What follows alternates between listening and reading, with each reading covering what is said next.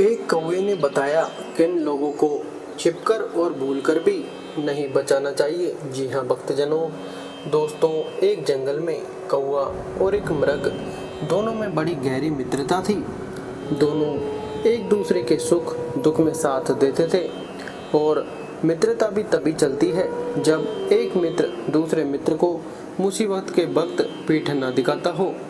कौवा एक पेड़ पर रहता था और मृग झाड़ियों के बीच। जब भी उनका मन होता था ये एक दूसरे से मिलने के लिए चले आते थे और कोई भी नए काम की शुरुआत करते थे तो एक दूसरे से पूछकर ही करते थे।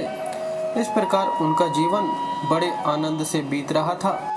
एक दिन मृग जंगल में टहल रहा था, तभी एक गीदड़ की दृष्टि मृग के ऊपर पड़ गई और गीदड़ सोचने लगा, कितना मोटा ताजी मृग है, इसका मांस भी बड़ा स्वादिष्ट होगा, परंतु मैं इस मृग का शिकार कैसे करूं? यह तो भागने में बड़े माहिर होते हैं। कभी कभी तो यह शेर को भी मात देकर भाग जाते हैं। कहते हैं जो काम बल से ना हो उसे कूटनीति से करना चाहिए। आपने देखा है कि पक्षियों में कौवा, जानवरों में गीदड़ और मनुष्यों में नाई बड़े चतुर होते हैं। गीदड़ ने अपना चतुर दिमाग लगाया और मृग से मित्रता करने की ठान ली और सोचा, जब मित्र बन जाएगा तो मैं छल से अपना शिकार बना लूंगा। यही सोचकर गीदड़ मृग के पास पहुंचा और बड़े विनम्र अंदाज से बोला, अरे भाई, आप तो बड़े दिन के बाद दिखाई पड़े हो, कहाँ रहते हो? गीदड़ की बात सुनकर मृग बोला, अरे भैया, तुम कौन हो? मैं तो तुम्हें जानता तक नहीं, फिर मुझे क्यों मित्र बुला रहे हो?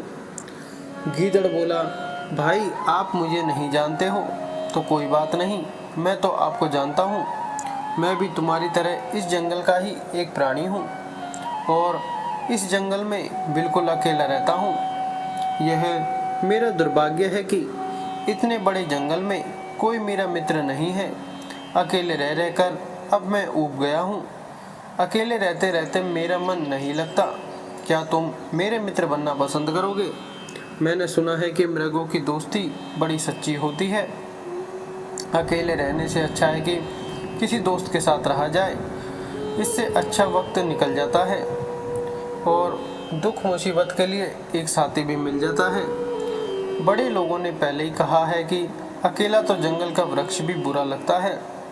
मित्रों, गीदड़ की छल भरी बातों को सीधा साधा मृग नहीं समझ सका। वह गीदड़ के उदास चेहरे को निहार कर कहने लगा, हे भाई, यदि तुम वास्तव में अकेले और दुखी हो तो तुम्हारा मित्र बनने में मुझे कोई ऐतराज नहीं है। आज से तुम मुझे अपना मित्र ही समझो। और वे हिरन गीदड़ की चिकनी चुपड़ी बातों में आ गया। वह उसके मन की अंदरूनी गंदगी को नहीं पढ़ सका। उन्होंने एक दूसरे को गले लगाया और मित्रता स्वीकार कर ली। अब तो मृग और गीदड़ काफी देर तक एक दूसरे के साथ बैठे बातें करते रहे। गीदड़ अपनी मीठी मीठी बातों से हिरन को विश्वास में ले रहा था और याद रखना, मनुष्य धोखा तभी खाता है जब किसी अविश्वसनीय व्यक्ति पर आंखें मूंद कर विश्वास करता है। नीति शास्त्र तो यह कहता है कि विश्वासी का भी विश्वास नहीं करना चाहिए, अविश्वास का तो करे ही नहीं। मृग को ऐसा लग रहा था जैसे उसे कोई सच्चा साथी मिल गया हो। इधर शाम होने वाली थी, तब कौवा ने देखा कि आज मेरा मित्र मृग मुझसे मिलने नहीं आया। कहीं वह किसी गहरे संकट में तो नहीं फंस गया। कौवा को अपने मित्र मृग की चिंता होने लगी। तब कौवा मृग को ढूंढने के लिए चल पड़ा जंगल में। उसने देखा कि मृग एक गीदड़ के साथ बाहों में बाहें डालकर मुस्कुरा रहा है। कौवा देखते ही गीदड़ की कपट भरी चाल को समझ गया। कौवा ने मृग से पूछा, मित्र, तुम्हारे साथ यह परदेशी कौन है? मृग ने कहा, भैया, आज से यह गीदड़ भी हमारा ही मित्र है। यह बेचारा जंगल में अकेला रहता है, इसका कोई साथी नहीं है, इसलिए हमारा मित्र बनने के लिए आया था, तो मैंने इसे अपना मित्र बना लिया। आओ, तुम भी इसे अपना मित्र बना लो। मृग की बात सुनकर कौवा बोला, मित्र, एकदम से किसी अनजान प्राणी से मित्रता करना उचित नहीं है। भला तुम इस गीदड़ के बारे में अभी तक जानते ही क्या हो, जिसके बारे में पहले से कुछ भी पता ना हो उसके साथ रहना या घर में रखना नहीं चाहिए। कहते हैं जब मरणशील प्राणियों पर संकट आ पड़ता है तो मित्र के सिवाय कोई बात से भी सहायता नहीं करता। मैं तुम्हारा सच्चा हितैषी हूँ और मैं तुम्हें सुझाव देता हूँ। किस गीदड़ के स्वभाव और तुम्हारे स्वभाव में धरती आसमान का अंतर है। इसका स्वभाव हिंसक है और इसकी प्रवृत्ति जानवरों के मांस को खाकर पेट भरने वाली है। तुम्हारा स्वभाव इसके विपरीत है। यह स्वभाव से आपका दुश्मन है। विद्वान लोगों ने कहा है कि जिनका समान धन और समान कुल हो उन्हीं के बीच मित्रता और विवाह होते हैं। बलवान और निर्मलों की भला कैसी मित्रता। जो मूर्ख अपने से नीचे या ऊंचे या बिल्कुल अलग जाति वाले से मित्रता करता है वह लोगों की हंसी का पात्र बनता है। शत्रु के साथ गहरा मेल चिकनी चुपड़ी बातों से कभी नहीं करनी चाहिए। नीतिकारों का कहना है कि जो व्यक्ति अपने शुभचिंतकों की बात नहीं सुनता मुसीबत हर वक्त उसके सिर पर नाचती है। ऐसा व्यक्ति अति शीघ्र बड़े संकट में फंस जाता है। मृग कहने लगा, अरे कैसी बातें करते हो कौवा भाई, मिलजुल कर रहने का आनंद ही कुछ और है। संगठन में बड़ी ताकत होती है। मैं किसी को बड़ा छोटा नहीं मानता। कौवा कहने लगा, मित्र एकता में बल होता है। यह तो मैं भी जानता हूँ, पर एकता की भाषा दुष्टों को समझ में नहीं आती। बड़े लोगों ने कहा है, बिना परीक्षण किए विश्वासी का भी विश्वास ना करें।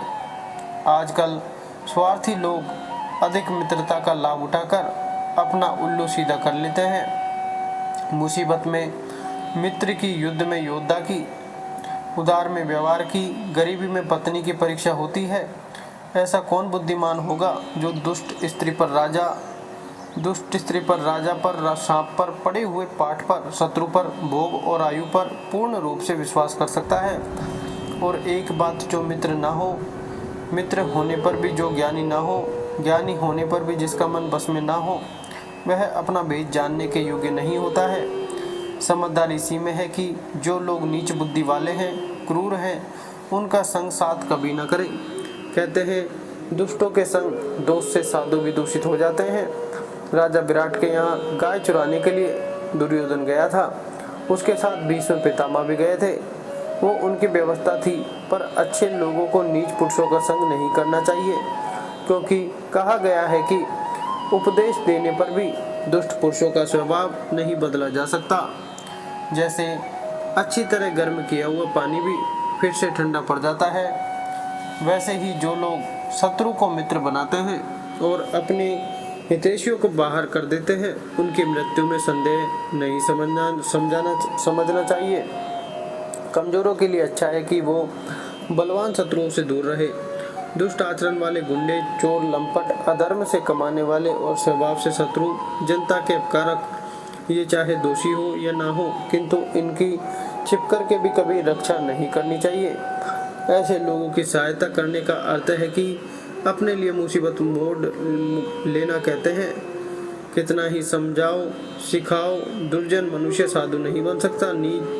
नीम की जड़ में दूध बराबर डालने से भी उसमें मिठास नहीं आ सकती। जिसका जो गुण है वह छूट नहीं सकता। जिसके हृदय में पाप है वह 100 बार तीर्थ करे फिर भी शुद्ध नहीं होता।